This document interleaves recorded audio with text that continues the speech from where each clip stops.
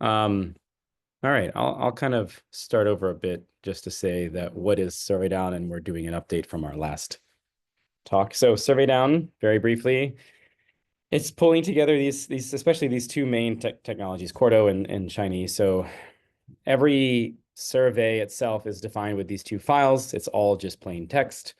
So there's a lot of text here, but this Quarto document is going to render into an HTML page, web page, and it has some content on it, right? It has things that declare pages. So these little things are page breaks.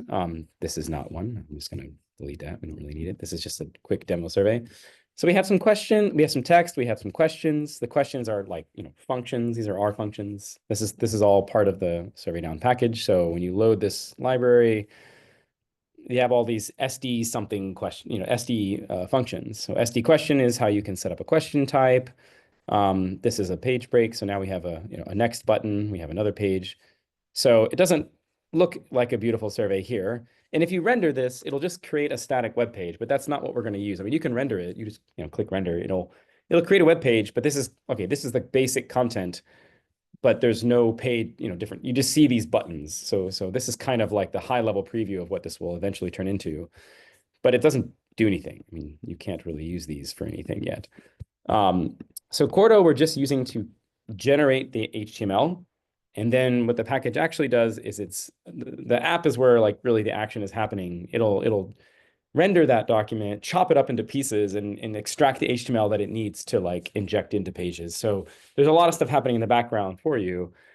And now this is just what a normal Shiny app looks like. And in any typical Shiny app, you have a server where things happen. In this case, we have some hidden questions that are going to be popping up. I'm not going to really go into how all that stuff works. That's what that's about.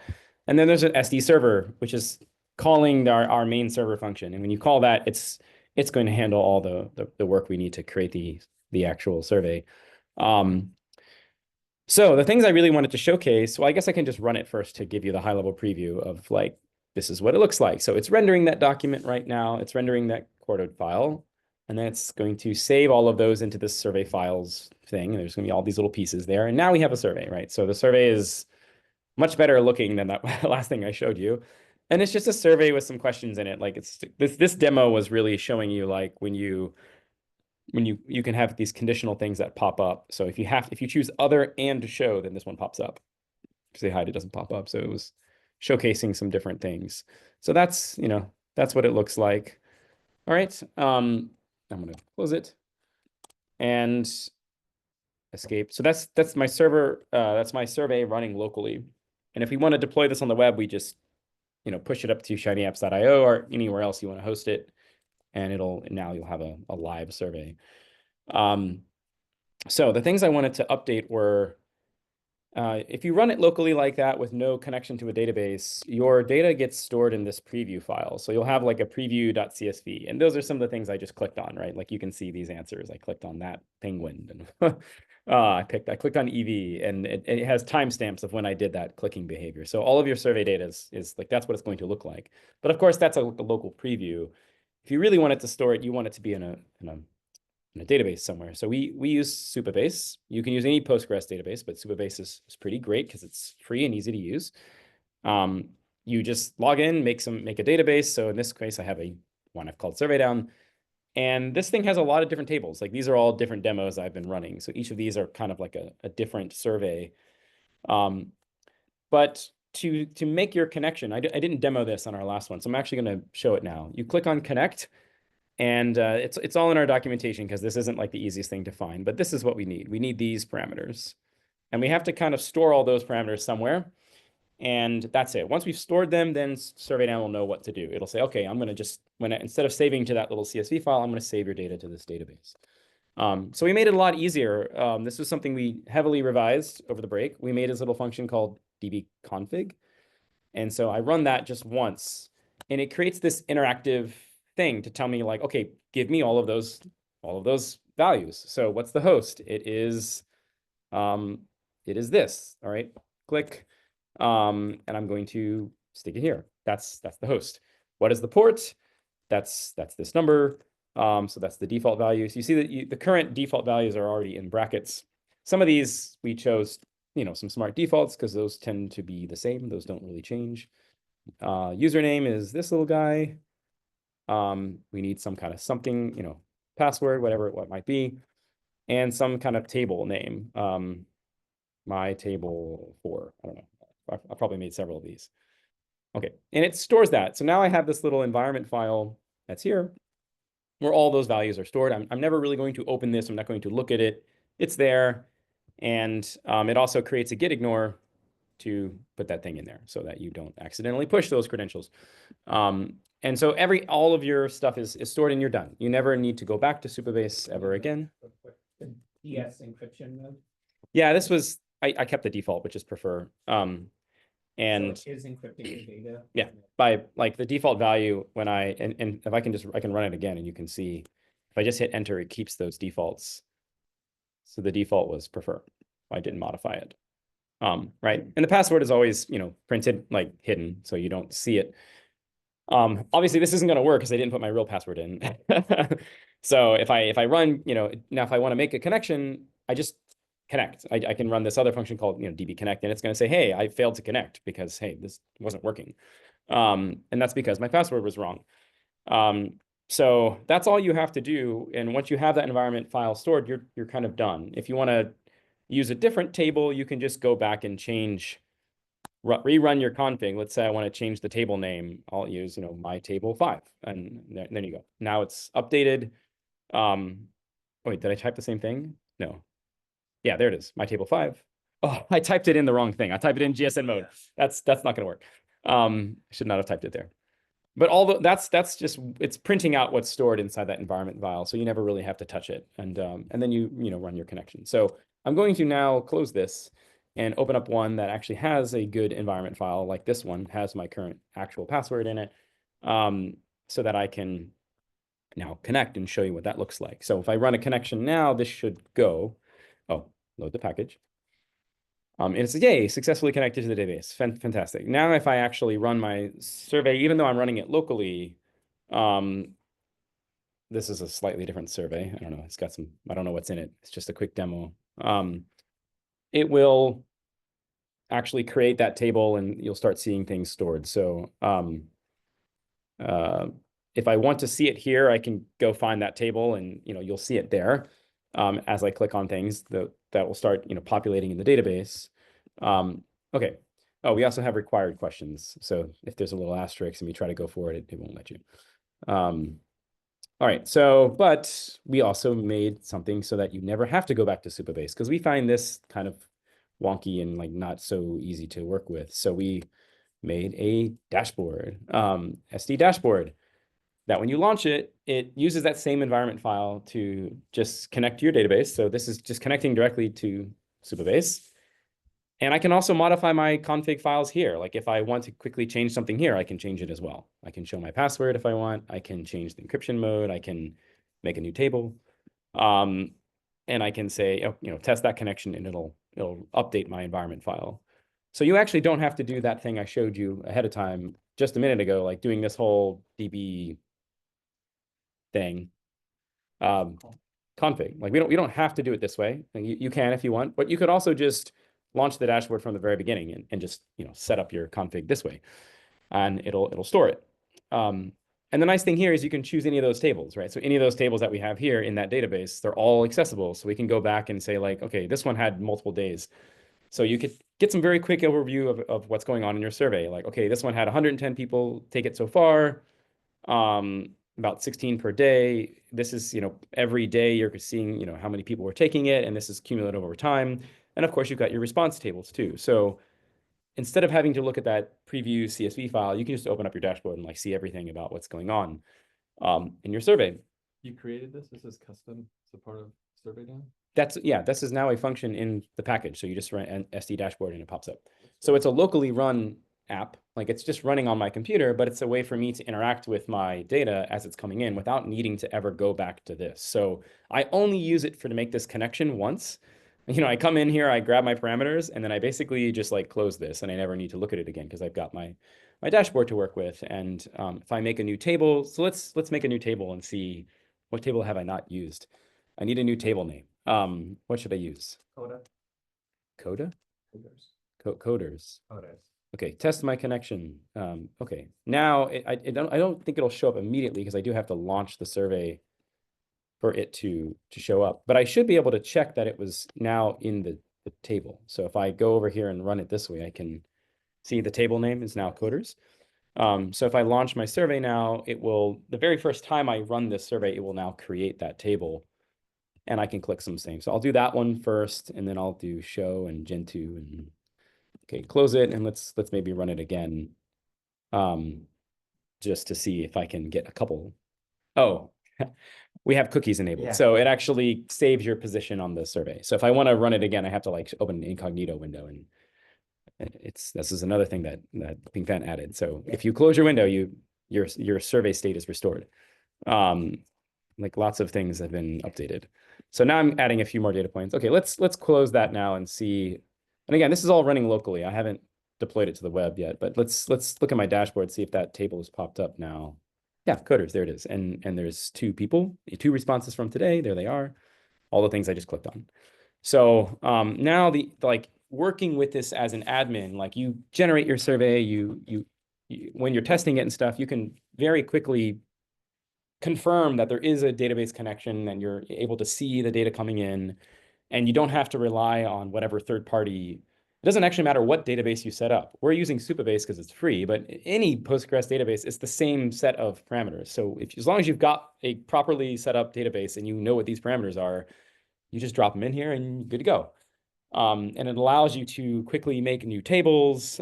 Maybe you have a preview table where you're just demoing it, but when you're ready to go live, you make a new table name and launch it, and now you're collecting your real data over there.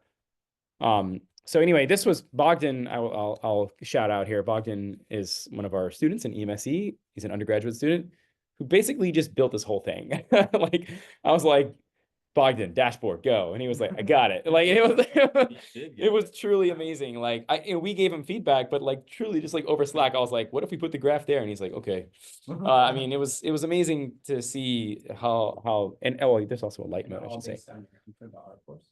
Yeah. So he took my course, I guess it was 2 years ago now, and he's TA'd it though and stuff. So he's, he's fully in on R. But or at least Shiny. I think, the more you play around with Shiny, it's a very nice ecosystem. It's easy to kind of figure out. So this is itself just another Shiny app. That's all it is. And of course you can download your data too, right? So you can just download it as a CSV file. So that was, I think, the single biggest change, was this much more streamlined way of setting up like just a few functions here to set up your configuration and then actually make a connection, and then that connection is being passed into the server. So that's where the link is happening to now actually store my data over there. If I don't want to use that connection though, I can always set ignore to true. And when I do that, it's going to ignore the connection. So if I try to run that, it's going to say, hey, database was ignored, so I'm going to save it to a local file. And I'll often do that while I'm testing. If I'm quickly changing things, I don't want it to always be hitting the database. I might run my app locally, and now I'm just gonna get this thing, which is helpful. And preview data is only there for you to just see what the resulting data is going to look like without having to deal with the database. You turn that back off, and now you're connecting again. And all of that connection is happening automatically because that environment file is just sitting there. So if you delete the environment file, it'll say, hey, there's no file, I can't connect. So that was my main thing I wanted to update on, because it was a huge improvement. The other things I wanted to show were like a little bit more of complexity, because I don't feel like I got into it on the last one. So there's this one thing I've started working on, was the concept of a drill down question, which are actually pretty common. So imagine like you go to cars.com, you're looking to buy a car, and it's like, which ones do you want? And you're like, okay, click make, and you're like Toyota. And then, the model is only Toyotas show up, right? It's already pre-filtered. And if you change the make, you get only the models for that make. Well, that's what I want, is I want that interactivity of something that has hundreds of possible combinations, makes and models of cars. How could I set that up? And so this is a survey just to quickly demo it, like it works. So model year, doesn't matter, choose a make, choose a model. And okay, yeah, it works. If I switch it to Chevrolet, these are all Chevys. If I switch it to Audi, then these are all Audis. Okay, so that's working. That's a drill down question. And one thing I'm trying to do, and this is just me hand making it, which I'll explain how it works. It's actually pretty straightforward. But I'm actually thinking of making this its own question type, like a drill down question type, and you hand me a data file that has the combinations of things you want, and it'll just make those for you. But the way this one works was, first I needed some cars, so I took this MPG data set, which is like a common data set, and looks like this. So it has makes and models. And so you'll see there's repeats, right? These are all Audis, these are all Chevys, and this is just a quick little sample to work with. So the way this is going to work, I'm not connecting to a database, I'm just ignoring it, is I'm making a question about the makes first. So first, I'm just writing some very simple R code to just give me all the makes. So here's my makes. And it has to have a named vector. So this is like the value being stored is this. This is the label that gets displayed. In this case, I just want them all to be the same thing. So it's like everything's kind of doubled here. But really, like, these are all the makes, and I'm just sticking names on them. And so this question will generate the first question of what make is your car. So the only one that needs to be updated dynamically is this one, where what is the model? The model has to be associated with that make. So here's a little bit of code that's doing that filtering. It's saying, take the input make, which is this, the ID here. So what is this question is called make. And I'm saying filter for whichever ones in that original car's data frame. So in this thing, which of these makes this is equal to the one that was chosen. And now I have a subset, the subset of the selected data frame. And so if I chose Chevy, it would only be, like this. That would be the only thing left in that data frame. And then I'm making a models vector based on that. And so that models goes in here. And this is all happening in the server, right? Because this has to be done dynamically. I could not do this in this survey itself. All right, so these two things are defining the make and model questions. And they get created here, and then I just drop them into my survey using this SD output function. So this is like a placeholder. It's saying, hey, that question that you made, that's called make, just stick it here. And the question you called model, stick that one here.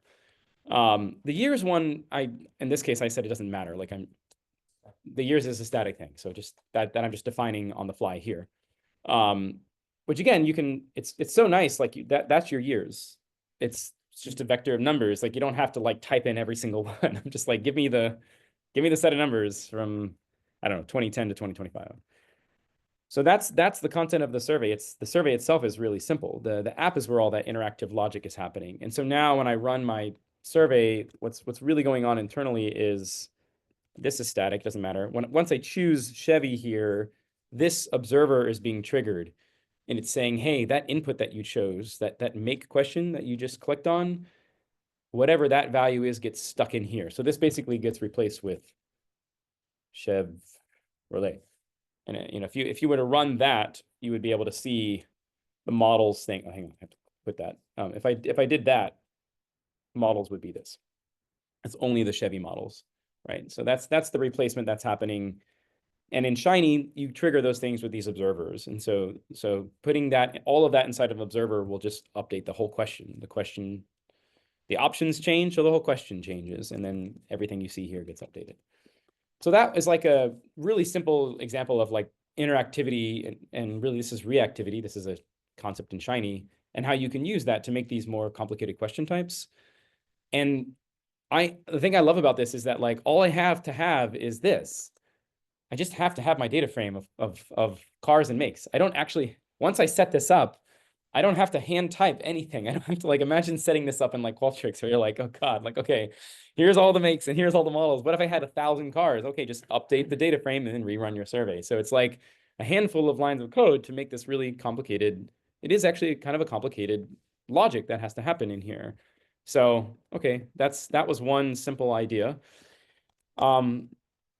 Let's make one more complicated. So at the end of the last time, we had this cool map demo. Well, we've built out our demos more. I say Pink Fan has built out the demos page now, like way better. So we have a lot of demos, because I feel like this is one of these kinds of software packages where you don't know what it can do until you've seen some examples. And so we made some really more complicated examples to show you how you can do these kinds of things. And a drill down one is another one I'm going to be adding here, because it's just a common type of thing you might need to do.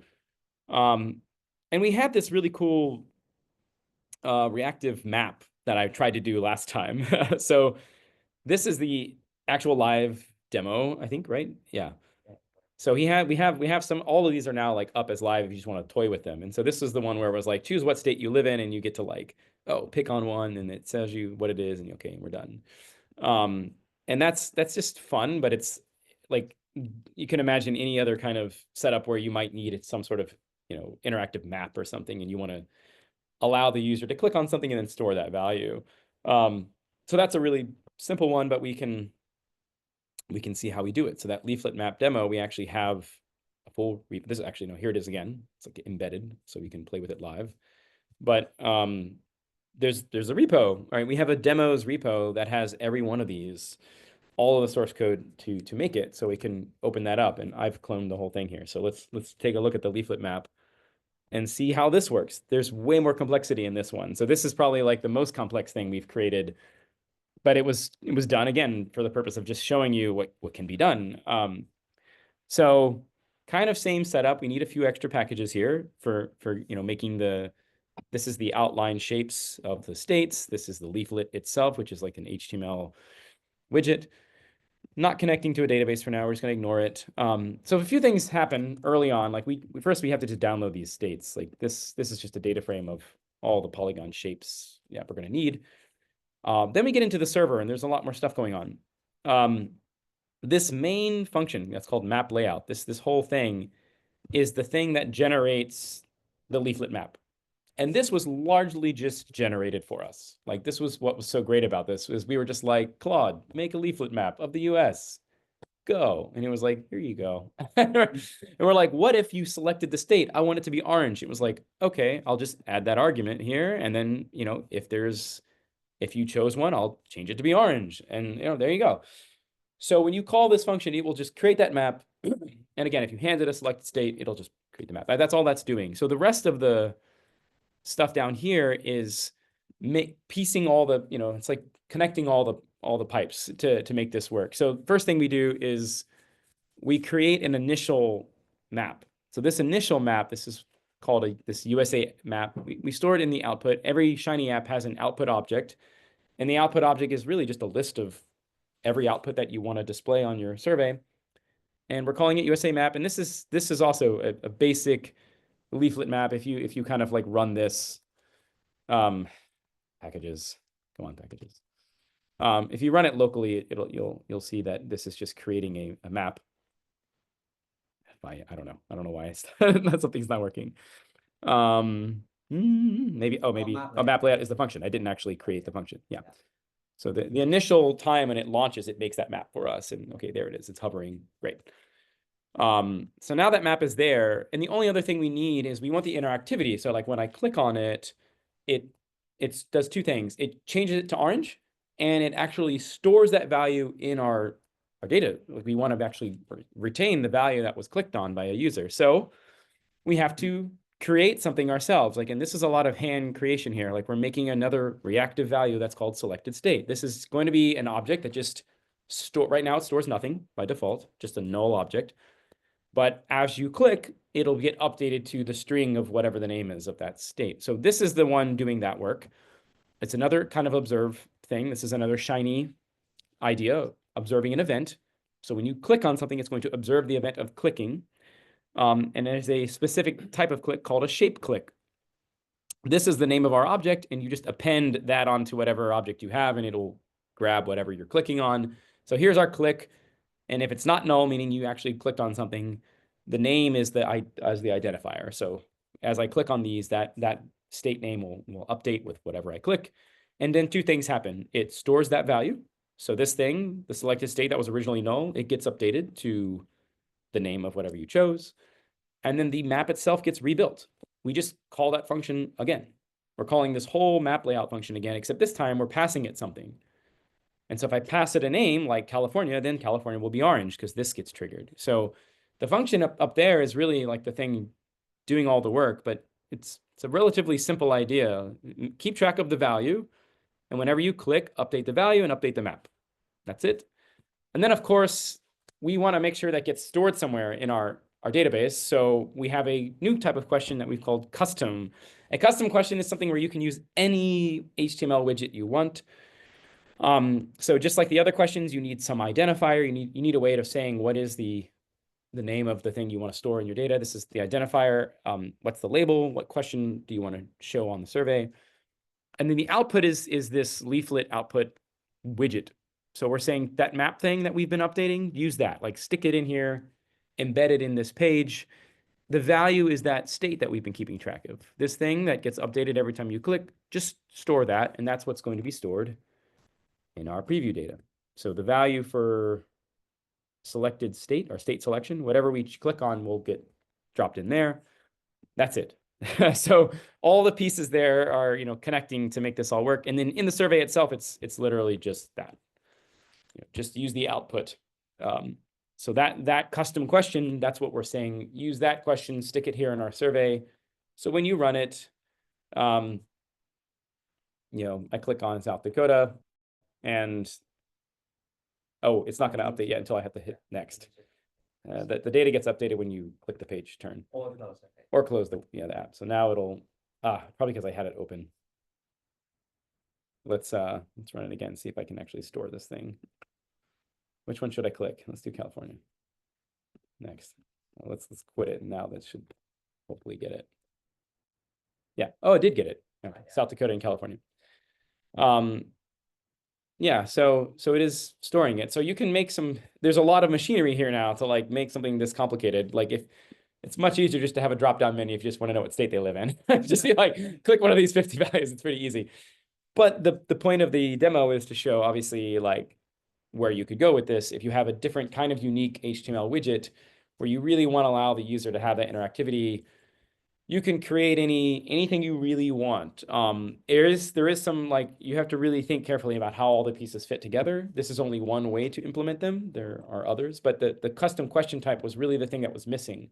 I wanted to showcase this last time, but we hadn't built this yet. And we had a map working, but the value wasn't being stored. It was just clicking. We weren't able to store it in an actual question. So now we have that. So when you say you created that, where in GitHub does that sit? This, what do you mean? The SD_question. Yeah, that's just part of the surveydown package. Where's that though in GitHub? It's here. It's this is the R package. I mean, so the R package has a bunch of different, this is probably in UI. We have a UI for all types of questions. Like SD question is our main question where you might have various types of questions like multiple choice, buttons, dates, sliders, but we also have a SD question custom. Yeah, down here, where now it's a wrapper. All this is really stuff. All this stuff is just HTML wrappers around inputs. So there's just really very little complexity, yeah, and to create this, but that is now a separate. It's an exported function to the package. So as we've made version updates to the package, we just keep adding more features like this. Like the dashboard feature is also just a function, SD dashboard.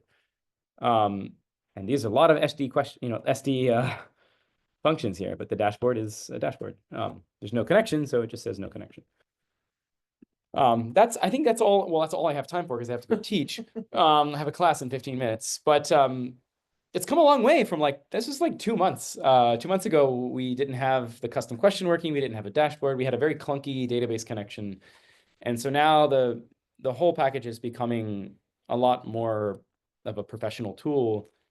And there's a longer term direction here with this dashboard in particular, where you could imagine having another section of the dashboard that's like, survey builder, where instead of writing it as a Cordo doc, where you're writing, what's in the survey file, you could imagine being sort of a drag and drop GUI for let's just create my survey here in the dashboard, and then you hit save and it creates the survey.qmd for you.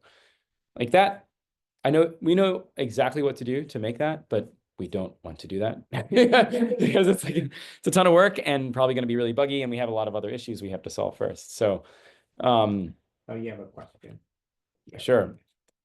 1 minute, and then I have to if run. Get how you integrated Cordo doc into the Shiny app.